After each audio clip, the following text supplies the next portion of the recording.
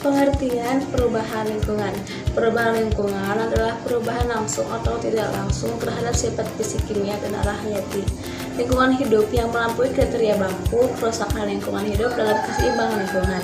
Keseimbangan lingkungan dapat tergantung karena adanya pengaruh luar yang sangat kuat. Akibatnya, terjadilah perubahan lingkungan. Perubahan lingkungan dapat terjadi secara alami dan dapat pula akibat campur tangan kegiatan manusia. Dampak perubahan lingkungan. Adanya perubahan lingkungan sangat mempengaruhi keseimbangan ekosistem.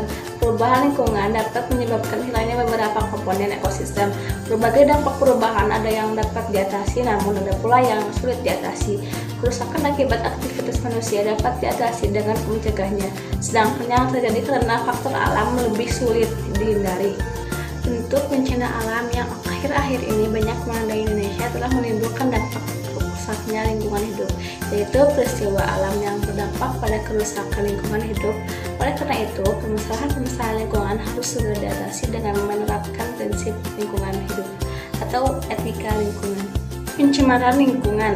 Pencemaran lingkungan adalah peristiwa masuknya zat, unsur, energi, dan komponen yang bersifat merugikan ke dalam lingkungan sebagai akibat perbuatan manusia atau alam. Bahan-bahan atau zat yang dapat mencemari lingkungan disebut polutan. Macam-macam pencemaran lingkungan. A. Pencemaran air. Pencemaran air yaitu peristiwa masuknya zat, energi, unsur atau komponen lain ke dalam air yang mengakibatkan penurunan kualitas air. Pencemaran air meliputi pencemaran di perairan darat atau sungai atau danau, serta perairan laut. Sumber pencemaran air berupa limbah industri, limbah rumah tangga, limbah pertanian, dan limbah pertambangan.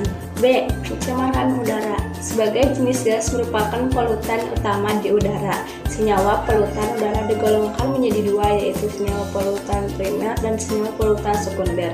Senyawa polutan primer adalah senyawa polutan yang langsung dibebaskan dari sumbernya. Senyawa polutan sekunder adalah senyawa polutan yang baru terbentuk setelah reaksi antara senyawa-senyawa primer selama di udara. Pencemaran tanah. 1. Pencemaran tanah secara langsung. Pencemaran tanah secara langsung terjadi akibat hal-hal berikut. A. Penggunaan pestisida dan insektisida yang berlebihan, membuang sampah sembarangan. 2. Pencemaran tanah secara tidak langsung. A. Pencemaran tanah melalui udara.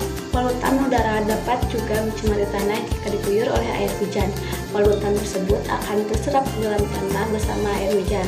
Hal tersebut menyebabkan kehidupan organisme tanah terganggu. B. Pencemaran tanah melalui air. Polutan dalam air buangan atau air hujan dapat menserap atau meresap ke dalam tanah.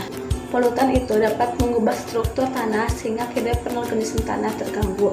D. Pencemaran suara. Suara dengan tingkat kebisingan tertentu dapat mencemari lingkungan. Suara tersebut menyebabkan terjadinya gangguan fisiologi dan psikologi seseorang.